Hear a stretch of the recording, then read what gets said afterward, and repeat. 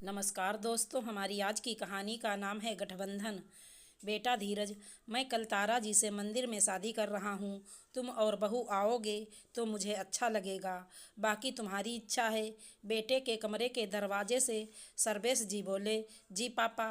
धीरज ने केवल इतना कहा। दिमाग खराब हो गया है इनका। ये कोई उम्र है शादी करने की? लोग क्या कहेंगे? अपने साथ साथ हमारी भी नाक कटवाएंगे। अंदर से बहू नीलम झुंझुलाकर बोली। फिक्र मत करो बहू, जब तुम ससुर को नौकर समझती थी तब कोई कुछ नहीं बोला।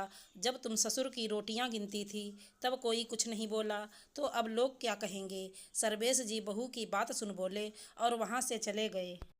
आगे की कहानी पढ़ने से पहले आपको थोड़ी पहले की कहानी जाननी होगी। सर्वेश जी, जिनका इकलौता बेटा धीरज, एक खुशहाल परिवार था। सर्वेश जी की पत्नी सरिता एक अच्छी पत्नी होने के साथ साथ अच्छी माँ भी थी, पर शायद सर्वेश जी और सरिता जी का साथ ज़्यादा नहीं था।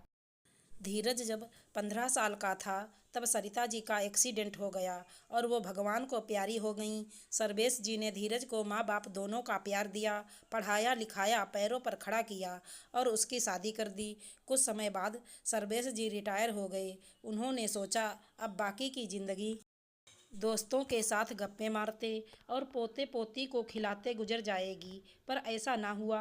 बहू नीलम को उनके दोस्तों का घर आना रास ना आता। हालांकि घर सर्वेश जी का था, पेंशन भी आती थी अच्छी खासी, फिर भी नीलम को वो बोझ से लगते। बाजार के सारे काम करने के बाद भी उनको रोटी देना नीलम को बहुत बड़ा काम लगता। धीरज सब देख समझ कर भी घर की शांति के लिए चुप रहता। इधर उनके एक मित्र की मृत्यु के बाद उनकी पत्नी का भी यही हाल था, या यूं कहें सर्वेश जी से भी ज़्यादा बुरा हाल था, क्योंकि सर्वेश जी की तो फिर भी पेंशन आती थी, पर उनके पास कुछ ना था। अपनी बहू की बेरुखी और मित्र की पत्नी की दुर्दशा देखकर वो अक्सर बहुत कुछ सोचा करते।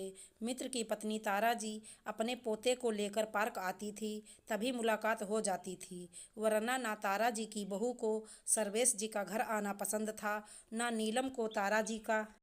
जब पानी सिर से ऊपर चला गया तब सर्वेश जी ने तारा जी के आगे विवाह प्रस्ताव रखा, जिसे मानने में उन्होंने 1 महीना लगा दिया, पर आखिरकार राजी हो ही गईं। वैसे भी इस उम्र में किसी अपने के साथ की ज़रूरत होती है, जो तारा जी को सर्वेश जी में नज़र आया।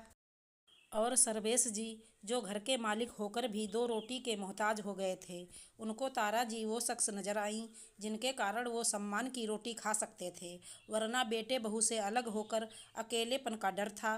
नीलम, तैयार हो जाओ, हमें मंदिर जाना है। अगले दिन धीरज नीलम से बोला। मुझे शौक नहीं बूढ़े बुढ़िया की रासलीला देखने का, और तुम्हें भी कोई ज़रूरत नहीं है। उन्होंने तो शर्म बेच खाई, तुम तो ख्याल करो दुनिया का। नीलम बोली। दुनिया का और तुम्हारा ख्याल करके ही तो अब तक चुप था, वरना जो होता आया पापा के साथ वो मुझसे छिपा तो नहीं। वैसे तुम्हें शादी में नहीं जाना तुम्हारी मर्जी, पर हमारा सामान जरूर पैक कर लेना। धीरज बोला। सामान क्यों, हम कहीं जा रहे हैं? नीलम हैरानी से बोली। हाँ, हम इस घर को छोड़ किराए के घर में जा रहे हैं। धीरज तैयार होता हुआ लापरवाही से बोला। क्या, अपना इतना बड़ा घर होते हुए भी किराए के घर में क्यों? नीलम हैरानी से बोली। तुम भूल रही हो, ये घर हमारा नहीं पापा का है। धीरज बोला। हाँ, तो हम उनके बेटा बहू हैं, तो उनके घर पर हमारा ही तो हक है ना। नीलम बोली। वाह, हक याद रहा तुम्हें, पर फर्ज क्या क्या? उनकी बहू होने का एक भी फर्ज निभाया तुमने? और तुमने ही क्यों, मैंने भी सब जानते बूझते भी चुप रहा, तुम्हारा साथ दिया, तो अब हमारा कोई हक नहीं इस घर पर। ये घर पापा का है, और अब उनको बिना गिने रोटी देने वाली आ रही है, तो हमें यहाँ से चले जाना चाहिए। धीरज बोला और तैयार होने लगा। साथ ही बच्चों को भी तैयार होने को बोल दिया। मैं भी चल रही हूँ तुम्हारे साथ। जैसे ही धीरज बच्चों को लेकर गाड़ी में बैठने को हुआ, नीलम तैयार होकर वहां आकर बोली। हम। धीरज ने इतना बोल दरवाज़ा खोल दिया गाड़ी का।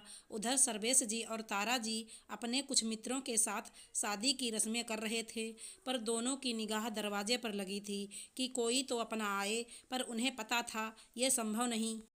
वर वधू का गठबंधन कौन करेगा? पंडित जी ने पूछा। तो तारा जी और सर्वेश जी एक दूसरे का मुंह देखने लगे। हम करेंगे। तभी दो आवाज एक साथ गूंजी। अरे बच्चों तुम? सर्वेश जी दरवाजे पर अपने पोते पोती को देख आश्चर्य मिश्रित खुशी से बोले।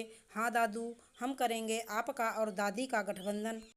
दोनों बच्चे बोले और आगे बढ़कर गठबंधन करने लगे। पीछे पीछे धीरज और नीलम को देख सर्वेश जी के चेहरे पर मुस्कान आ गई। थोड़ी देर में विवाह संपन्न हुआ। नीलम और धीरज ने नवविवाहित जोड़े का आशीर्वाद लिया। सब घर आ गए। पापा अब हम चलते हैं। थोड़ी देर बाद धीरज बोला, कहाँ?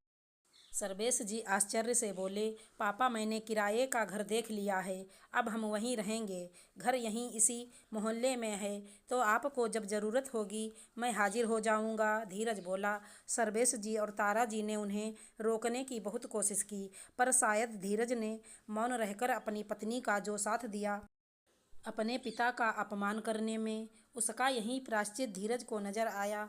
नीलम भी सिर झुकाए धीरज के फैसले को मौन स्वीकृति दे रही थी। आशा करती हूँ हमारी कहानी अच्छी लगी होगी। धन्यवाद दोस्तों।